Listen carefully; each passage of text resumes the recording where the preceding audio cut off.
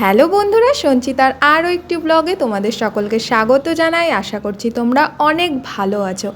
তো দেখতেই পেয়েছো তোমরা, আমি ভিডিও পোস্ট করেছি যে আমি কোয়ার্টার যাচ্ছি, আর আমি কিন্তু পৌঁছে গেছি বড়বাবুর কাছে। বড়বাবুর সাথে অটো করে আমি এখন কোয়ার্টারের দিকে রওনা হচ্ছি। এখানে অটো করে গেলে কি হয়, মানে রিজার্ভ করে নিয়েছি অটোটাকে, এবার আমাদের সময় মতন পৌঁছে দেবে। আর এই সাইডে দেখতে পাচ্ছ সব এখানে ফৌজি এলাকা, বুঝতেই পারছো দেখে। তো পেছনে দেখেছো লাগেজ রেখে দিয়েছি, এতগুলো ব্যাগ। তো কথা বলতে বলতে কোয়ার্টারে কিন্তু চলে এসেছি। এই ফার্স্ট কোয়ার্টার দেখবো কেমন লাগছে, মানে নিজের কোয়ার্টার দেখবো। তো ভাই আর ও মিলে ব্যাগগুলো টেনে নিয়ে যাচ্ছে। আমার হাতে ব্যাগটা নিয়ে নিল, কারণ আমি সেই তখন থেকে মানে সেদিন থেকে ব্যাগটা টানছি আর প্রচণ্ড ভারী ছিল। তো কোয়ার্টারে ঢুকে নিয়ে আমার মাথা ঘুরে গেছে। তার কারণ হচ্ছে আমাকে এখন পরিষ্কার করতে হবে। ও অনেকটা করে রেখেছে, কিন্তু একটা ছেলে কতটা পরিষ্কার করতে পারে, তাই না? একটা মেয়ে যেমন পরিষ্কার করবে তেমন তো আর করতে পারবে না।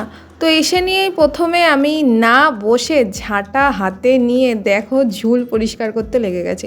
তো পরিষ্কার পরিচ্ছন্ন করে ঘরটর মুছে নিয়ে এখন আমি একটু রেস্টে বসেছি। আমার মুখ চোখের অবস্থা দেখেই বুঝতে পারছো যে আমি কতটা ক্লান্ত। তো ফ্রেশ হয়ে নিয়ে ঠাকুরকে পুজো দিয়ে আমি বসে পড়েছি। তো এখানে আমি সমস্ত কিছুই নিয়ে এসেছিলাম, তোমাদের সাথে তো আমি শেয়ারই করেছিলাম আমি কি কি বাসনপত্র নিয়ে এসেছিলাম। সেখানে ঠাকুরের প্রদীপ, নকুলদানা, ধূপদানি সমস্ত কিছুই মনে করে সাথে করে নিয়ে এসেছিলাম। তো এবার আমি প্রচণ্ড ক্লান্ত, তাই একটু ভাবছি যে চিনির শরবত খাবো। কিন্তু চিনির শরবত করতে গেলে লেবু লাগে, লেবু টেবু কিচ্ছু ছিল না ঘরে। যা ছিল মানে শুধু আমি যেগুলো নিয়ে এসেছিলাম, আমি অনেক কিছুই সাথে করে নিয়ে এসেছিলাম, কারণ সেই মুহূর্তে আমি তো পাবোই না। তো একটু পরেই সন্ধে হয়ে যাবে। ও আমাকে কয়েকটা ফুটি এনে দিয়েছিল, তো আমি একটা ফুটি খেয়ে নিয়ে এবার লাগেজ খুললাম। তার কারণ প্রচণ্ড ক্লান্ত, আর ভেতর থেকে জিনিসগুলো বার করতে হবে। তো যা যা জিনিসপত্র এনেছিলাম তোমাদের সাথে দেখাচ্ছি। এই দেখো, এখানে কিন্তু একটা কাপ আর বাটি সেট নিয়ে এসেছি, কারণ ঘরে অতিথি আসলে তাদের তো একটু চা জলখাবার দিতে হবে। তো যেইটুকুনি পেরেছি নিয়ে এসেছি, আর বাদবাকিটা অনলাইনে কিনে নেব ভেবেই রেখেছিলাম। তো এখানে খুব প্রচণ্ড কষ্ট হচ্ছে বার করতে, সেটা হচ্ছে বিছানার চাদরটা একদম তলায় দিয়েছিলাম। তো এবার আমি একটুখানি শোবো। তারপরে ভাই নিয়ে আসলো গ্যাস সিলিন্ডার আর গ্যাস ওভেন। অনেকেই ভাববে যে এগুলো তো আগে থেকে জোগাড় করে রাখার দরকার, কিন্তু তাতে আমার বড়বাবুর কোনো দোষ নেই, কারণ ও ঢুকেছে আমিও ঢুকেছি, মানে দুজনে একসাথেই ঢুকেছি। তার জন্য কোনো কিছুই ব্যবস্থা করে উঠতে পারিনি। ও একদিন আগে ঢুকেছে, তাই যেইটুকুনি পরিষ্কার করে রাখতে রেখেছে, আর আমি বলেছি ঠিক আছে কোনো সমস্যা নেই, আমি তো যাচ্ছি, একসাথে দুজনে মিলে করে ফেলবো। তো এখানে আমি একটা শাড়ি নিয়ে এসেছিলাম, আমার শাশুড়ি মায়ের শাড়ি পর্দা করার জন্য, কারণ ফট করে গিয়ে আমি মাপও জানি না যে অনলাইন থেকে নিয়ে যাব, আর হঠাৎ অনলাইনেও ডেলিভারি দিতে অন্তত 5 দিন টাইম লাগে। তো এই শাড়িটাকে নিয়ে গিয়ে আমি কেটে কুটে সেলাই করে নিয়ে দেখো পর্দা বানিয়ে দিয়েছি। বেশ ভালো হয়েছে, অন্তত কাজ চালানোর মতন তো হয়েছে। তারপর নয় অর্ডার দিয়ে দেবো অনলাইনে। তো ভালোই হয়েছে, খারাপ হয়নি, আমার কাছে বেশ ভালোই লাগছে। তো এই দেখো সন্ধে হয়ে গেছে, এরপরেই কিন্তু আমার পালা রান্না করা। আমার তখন এত কষ্ট হচ্ছে। তো সমস্ত কিছু জিনিস নিয়ে এসেছিলাম, এটাই সব থেকে ভালো যে বাজার করতে হলো না, অন্তত আলু সিদ্ধ ডাল ভাত তো করে খেতে পারবো।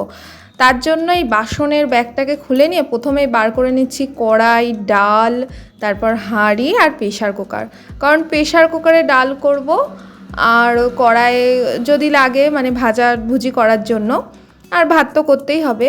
আর সব থেকে বড় সমস্যাটা ছিল রান্নাঘরের লাইটটা ছিল না, ঠিক আছে? তো তখন আমার খুব কষ্ট হয়েছে, তখন মোবাইলের লাইট জ্বালিয়ে নিয়ে আমি করেছি। আর গিয়ে পর তো সমস্ত বাসন আগে মেজে নিতে হলো, তারপরেই রান্না করতে হয়েছে, কারণ দোকানের জিনিস প্রথমে আগে না ধুয়ে নিয়ে তো রান্না করা উচিত নয়। তো এই দেখো এখানে কিন্তু ভাত বসিয়ে দিয়েছি, প্রেশার কুকারে ডাল বসিয়ে দিয়েছি, ডাল আলু দুটোই সিটি দিয়েছি। আর আমার অবস্থাটা দেখে হয়তো বুঝতেই পারছো কতটা গরম। আমি এত কিছু নিয়ে বসে পড়েছি, কোয়ার্টারে এসেছি। আমার প্রচন্ড শখ ছিল কোয়ার্টারে আসার, পূরণ হয়েছে। এই যে কোয়ার্টারে এসে আমি এখন কি করছি, না আলু সিদ্ধ ভাত ডাল, এরকম কত সুন্দর ডাল, ভাত আছে, যাও বাপি সাথে তো বসে পড়েছি, এবার সবাইকে খেতে দেবো, মানে বরবাবু আর দেওরবাবুকে খেতে দেবো, নিজেও খাবো। তো এখানে ভাত বাড়ছি। মানে কোয়ার্টার আসার অভিজ্ঞতাটা বেশ ভালোই ছিল।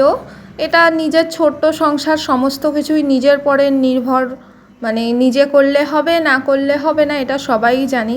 আর আমরা কিছুদিন ভাই চলে গেলে তারপর আমরা তো দুজনা সংসার হয়ে যাবে।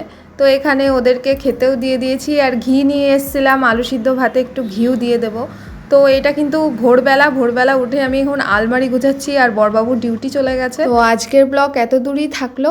আমার ব্লগ যদি তোমাদের ভালো লাগলে অবশ্যই like, comment, share and subscribe করো, আর বেল আইকনটা অল করে রেখো যাতে সমস্ত ভিডিওর নোটিফিকেশন সবার আগে তোমাদের কাছে যায়।